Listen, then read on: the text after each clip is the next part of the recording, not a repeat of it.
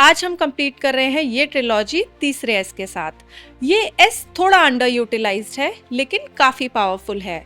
तो चलिए बात करते हैं एसटीपी यानी सिस्टमैटिक ट्रांसफर प्लान की। जब हमारा गोल अचीव होने लगता है उस टाइम पे गेन को लॉक करने के लिए या गेन को प्रोटेक्ट करने के लिए भी हम एसटीपी का यूटिलाइजेशन कर सकते हैं। STP is a risk control mechanism, right.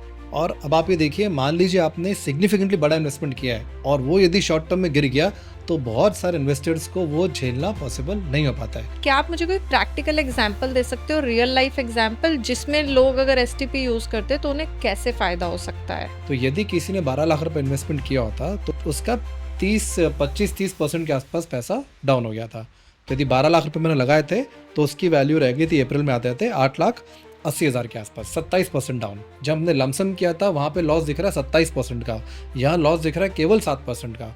क्योंकि उनको अप्रैल मई जून में उनको वो मौका मिल गया लो प्राइस पे बाय करने का, उनका वैल्यू हुआ दिसंबर एंड आते आते 14,90,000 के आसपास। इसीलिए हम बोलते हैं STP is a risk control mechanism, not a return enhancing mechanism.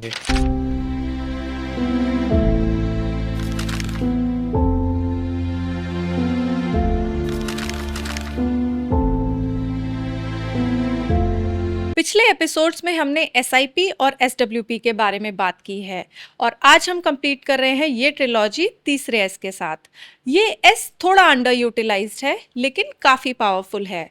तो चलिए बात करते हैं एसटीपी यानी सिस्टमैटिक ट्रांसफर प्लान की। समझते हैं ये क्या है, कैसे काम करता है और म्यूचुअल फंड डिस्ट्रीब्यूटर्स इसे कैसे स्मार्टली यूज कर सकते हैं। तो शुरू से शुरू करते हैं Ashish. What is STP and why should we use it? Sure.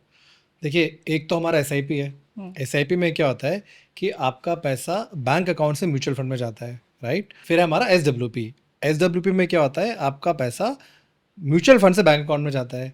आज हम बात करें एसटीपी के बारे में। एसटीपी में एक ही म्यूचुअल फंड की स्कीम से दूसरी म्यूचुअल फंड की स्कीम में पैसा जाता है। और आपने इसमें पूछा नेहा क्या यूजेस है, इसके नेहा 2 यूज केसेस है प्राइमरली। पहला तो ये कि जब आप इन्वेस्ट करते हैं उस टाइम पे वोलेटिलिटी को मैनेज करने के लिए, और दूसरा यूज़ केस है इसका कि जब हमारा गोल अचीव होने लगता है उस टाइम पे गेन को लॉक करने के लिए या गेन को प्रोटेक्ट करने के लिए भी हम एसटीपी का यूटिलाइजेशन कर सकते हैं। आशीष, आपने बोला वॉलेटिलिटी मैनेजमेंट, सुनने में ये काफ़ी इम्पैक्टफुल लगता है, बट प्रैक्टिकली कैसे इम्प्लीमेंट होता है?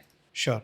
देखिए क्या होता है ना, मान लीजिए आपने 12 लाख रुपए इन्वेस्ट किए लमसम और मार्केट फॉर सम रीज़न अगले 2-3 महीने में काफ़ी गिर गया, तो आपने जो 12 लाख रुपए इन्वेस्टमेंट का किया है वो भी उतना ही गिर जाएगा, 10%, 15%, 20%, जितना ही मार्केट गिरा है।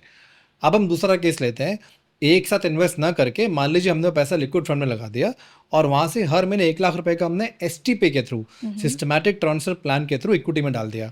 अब जैसे हमने देखा तीसरे महीने चौथे महीने मार्केट यदि गिर भी जाता है तो जो आपका इन्वेस्टेड अमाउंट है वो तो केवल 3-4 लाख रुपए ही है, उसी पे आपको लॉस दिखेगा।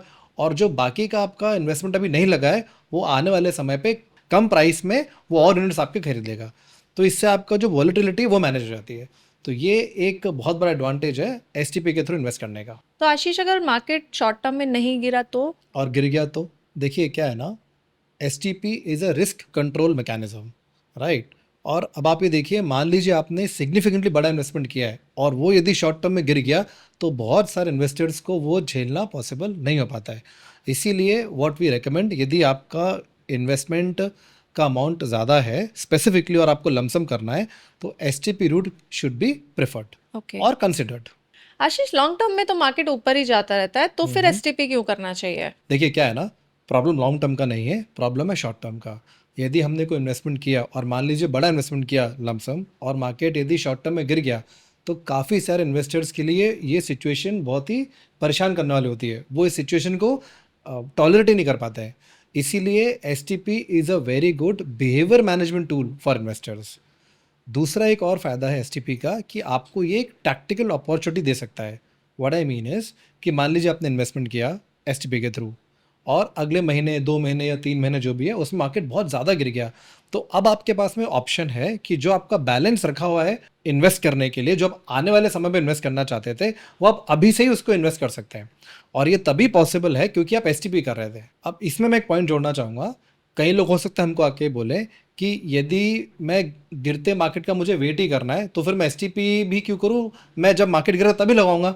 बट वहाँ प्रॉब्लम क्या है कि हमको सालों हो गए देखते हुए, यदि हम वेट करने बैठेंगे तो कभी नहीं होने वाला, राइट। कब सही टाइम आता है इन्वेस्टमेंट का कोई कोई कुछ नहीं कह सकता है, इसलिए एसटीपी की तरफ हमको इन्वेस्टमेंट कर देना चाहिए।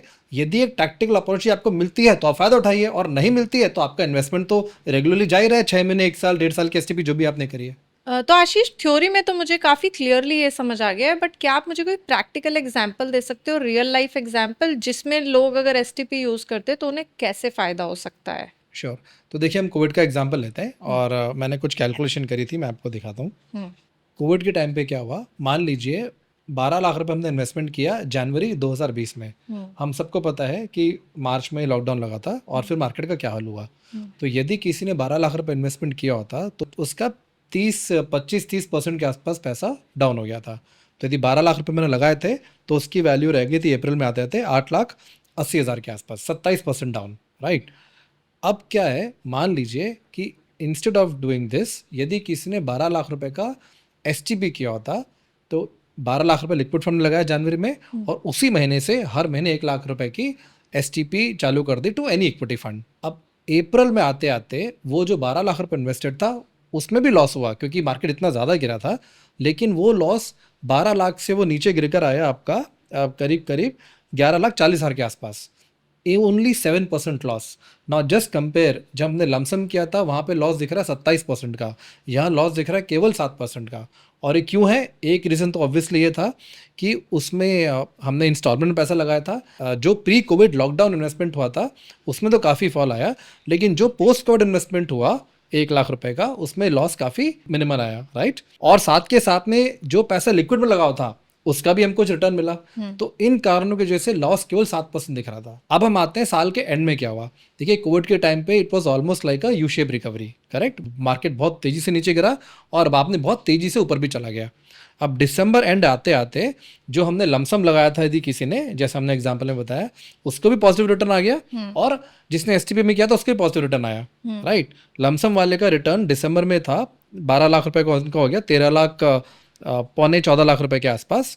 और जिन्होंने एसटीपी के थ्रू लगाया था, चूंकि उनको अप्रैल मई जून में उनको वो मौका मिल गया लो प्राइस पे बाय करने का, उनका वैल्यू हुआ दिसंबर एंड आते आते 14,90,000 के आसपास, राइट। तो दोनों ने रिटर्न कमाया, लेकिन एसटीपी वाले को 2 एडवांटेज हुए इस स्पेसिफिक केस में, राइट।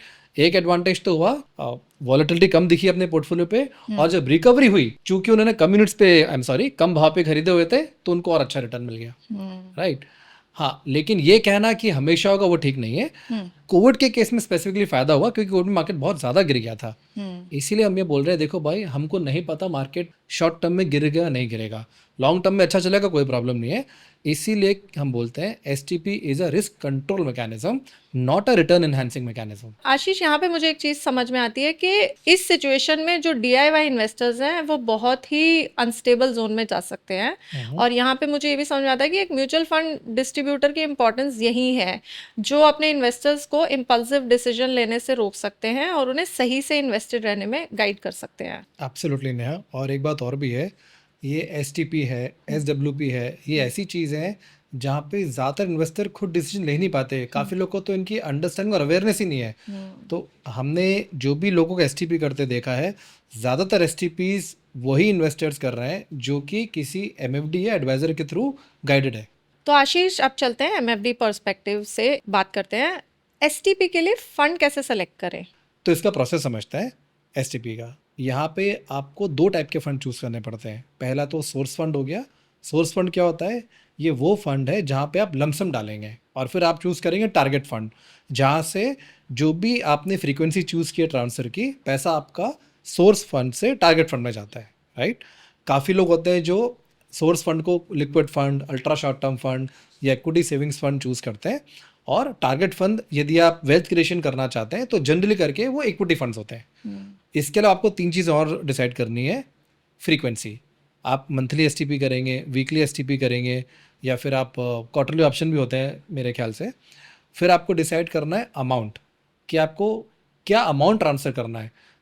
मान लीजिए आपने 12 लाख रुपए लमसम में कर दिया या 15 लाख रुपए लमसम में कर दिया, तो आपको जो आपने फ्रीक्वेंसी डिसाइड करी उसमें आप 15,000 रुपये ट्रांसफर करेंगे, 50,000 करेंगे, 1 लाख करेंगे, 5,000 करेंगे, आपको ये डिसाइड करना है। फिर आपको डिसाइड करना है frequency of the transfer, right, कि ये जो ट्रांसफ़र है वो कब तक चलेगा, 3 महीने चलेगा, 6 महीने चलेगा, 1 साल चलेगा, 2 साल चलेगा। तो ये सारी चीज़ें आपको डिसाइड करनी पड़ती हैं when it comes to STP.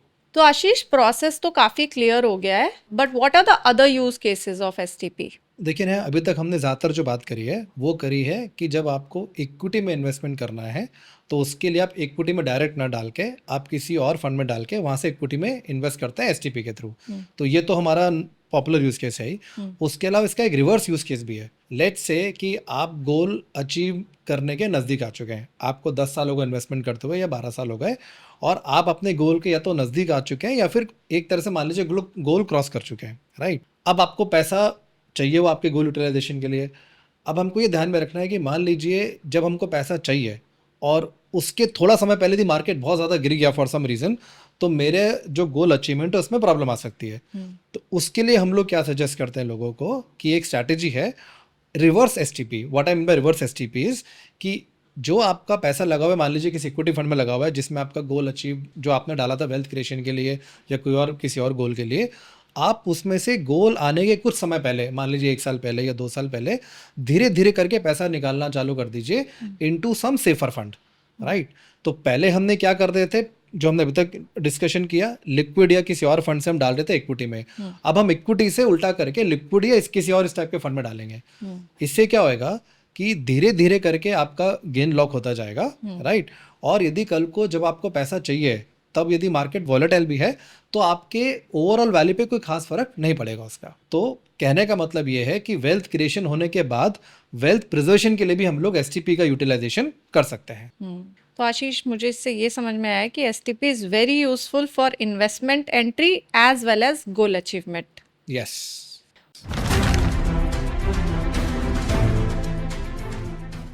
तो आशीष, अब आते हैं शो के last segment the untold industry truth पे।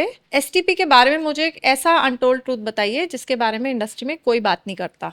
देखिए, एसटीपी के बारे में जनरली काफ़ी लोग बात तो करते हैं, बट होता क्या है ना, जब मार्केट अच्छा होता है तो लोग लमसम में लगा देते हैं, और जब मार्केट ख़राब होता है तो वैसे कोई इन्वेस्टमेंट नहीं आता। होना ये चाहिए कि मार्केट अच्छा हो चाहे मार्केट ख़राब हो, हर किसी को मेरे हिसाब से एसटीपी को कंसिडर ज़रूर करना चाहिए। मेक सेंस आशीष। तो आज हमने एसटीपी को काफ़ी डिटेल में समझा ताकि हमारे एमएफडीज इसे अच्छे से यूटिलाइज कर पाएं। अगर आप एक एमएफडी हैं और आपका कोई सवाल है जो हम इस सीरीज़ के थ्रू आंसर कर सकते हैं तो प्लीज़ हमें कमेंट्स में ज़रूर बताएं।